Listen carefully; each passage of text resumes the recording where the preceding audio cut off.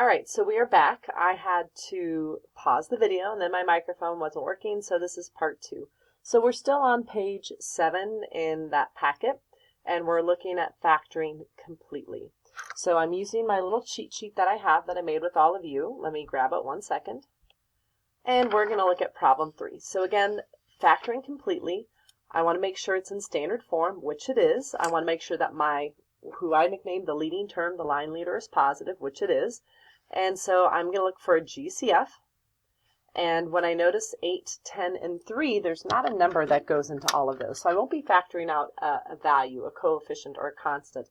And then the other thing I notice is that there isn't an x in each term. So this problem actually doesn't have a GCF. So from there, I check, are there 2 terms or 3 terms? And with 3 terms, I'm going to make the x. So I need factors of 24. Because I've multiplied the first and the last, that are going to get me to 10. So I'm going to look at 24 and just see which ones of 24 can somehow get me to 10. And 2 and 12 does, and 4 and 6 does, but only one set is correct. So since there are no positive numbers here, since there are only positive numbers here, that means the side numbers will also only be positive. And so the 2 numbers I put down have to be positive numbers that add to 10, and that will be the 4 and the 6. So as I like to do, I don't need these numbers anymore. I just need the 4 and the 6. The 24 and 10 did their job. And now I'm going to make my parentheses for my factors, and this first term and this first term will make this first term. Unfortunately, we have a couple of options to choose to get 8. We have 1 and 8, and we also have 2 and 4. So let me grab a pencil, because it might not be the one we need. So let's say we try 1 and 8. So between these 1 and 8, 8 is pickier than 1. And when I check to see can 8 multiply to make either of these, it can't. So that means 1 and 8 is actually not the choice I want to use. Instead, I want to use the other choice for 8, which is going to be 4 and 2. So when this term meets this term, we get 8x squared. So now I'm going to draw my face, the top of the head, and my smiley face. And when I look, they're both pretty picky, but when I look at which 4 can only make this one, and 2 could make the other one. So I'm going to have 4 follow this loop, and 4 times what makes a positive 4, so I know it's going to be a positive number, and it's going to be 1. So 4x times 1 is this 4x. So that means 2x times something is going to make the 6x. I already have the x part, so I just need to know 2 times what makes 6. And since this is a positive number, I'll have a positive number here as well, positive 3. So we have factored this one. Let's check number 4. So again, this is in standard form. My line leader is positive, great. And I'm going to look for a GCF. I'm just following my cheat sheet. So between 36 and 25, there's not a number I can factor out of both of those. The best I could do is a 1, and you're more than welcome to take that 1 out.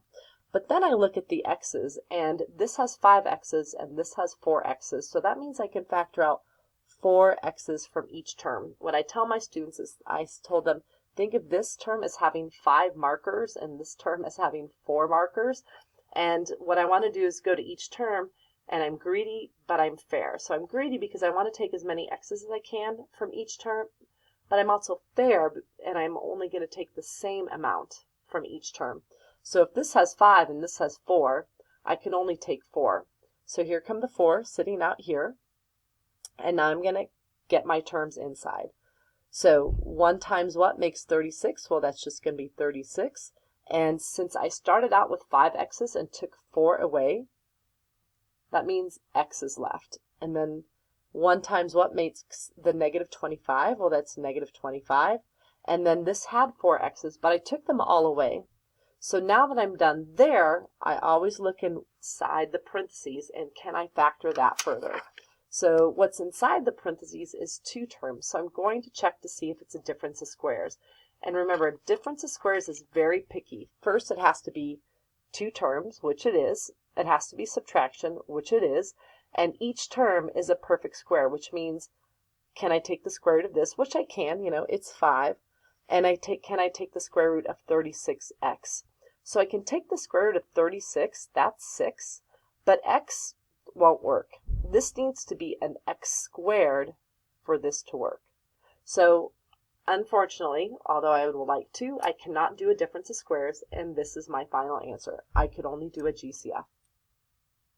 All right, let's just walk through these two, then we're going to have two quick review problems, and then call it a day.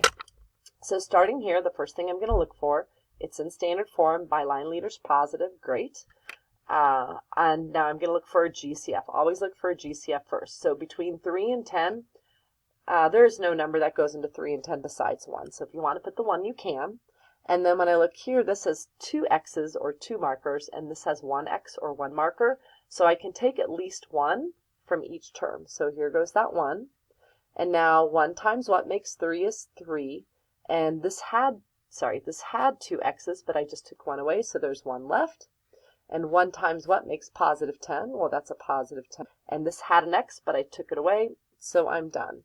So now what I'm going to do is I always look inside the parentheses and can I factor that further. So since there are 2 terms in there, the 3x and the 10, I will see if this is a difference of squares. And as soon as I see addition, it won't work. And it won't work because this is not a perfect square. There is no nice square root of 10 or 3x. So this problem is done. I can't go any further. I could only do the GCF. Last problem. So standard form, line leaders positive, perfect. And now I'm going to look for a number. And as it turns out, between 6, 3, and 8, I can factor a 3 out of all of those.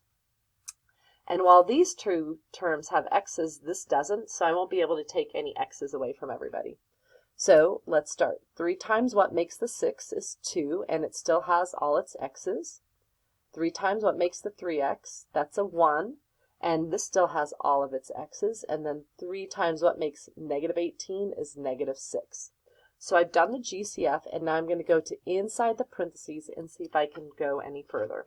So inside the parentheses, we have 3 terms, so we're going to try to make this x and see if it works. So just the underlined part. So multiply those for the top part, and the positive 1x goes in the bottom. And if you can't see that, if you look at your list of 12, 3 and 4 gets you to 1. So I'm going to go ahead and put 3x and 4x. But as I tell my students, if you have a negative here, you have at least 1 negative here. And to get a positive 1 when I add these, that meant there were more positives and fewer negatives. So negative 3 plus 4 is the 1, and negative 3 times 4 is the negative 12. And then the x squareds go along. So I'm just bringing this GCF down. This has nothing to do with what I'm doing in my x. In blue is me continuing to factor this part.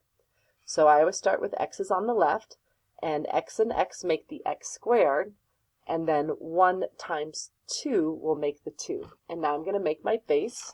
I'm going to adjust here so this moves up. Top of the head and the smiley face. And I don't need these numbers anymore.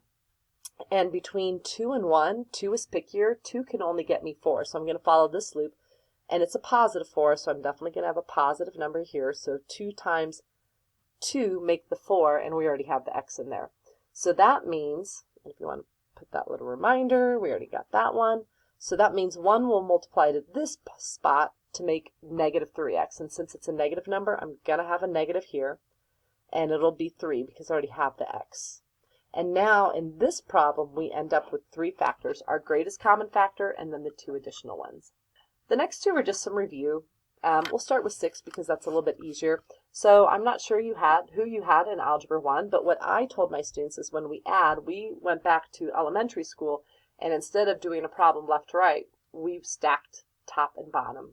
And that's what you did in elementary school because you would stack your 1s, your 10s, your 100s. So addition is the easier version, so I'm going to put 4x squared plus 2x. I like to put a lot of spaces. And then I'm going to add, and this x squared will stack under this, and I'm going to put its invisible 1 in front. This 3x will stack under here. And then the minus 2 isn't like anything, so it just kind of goes and makes its own column. And then here I have 5 of these x squareds, 5 of these x's, and then this minus 2 just drops down. The next one, it might help if we have parentheses here. And this problem becomes easier when this is not subtraction, but addition. So what we can do is leave the top set alone. So I'm going to put my invisible one here. But when I change this and make it addition, that means I have to change every term in here as well. Not in front, just behind it. And so what I mean by change is if it's positive, it becomes negative. If it's negative, it becomes positive. So this term is positive right now, and I'm going to make it negative. This term you should see as positive 2x, so I'm going to make it negative. And then you should see this term as negative 1, so I'm going to switch it and make it positive 1. And then I'm going to stack these under their like terms, just like I did over here. And negative 2x and 1. And now I'm going to add these up. So this tells me I have negative 2 of these x squareds, negative 3 of these x's, and 6 of just the constant numbers. So a little bit of a review there. So I'm going to tell you, as far as I'm concerned, what your assignment should be. And I want you, well, there's going to be another page. Sorry, there's not another page in the packet. So look for the next step in your box, and you're going to see some problems where you have to factor completely. And then there will be an answer key that you can check to see how you did. And that's it.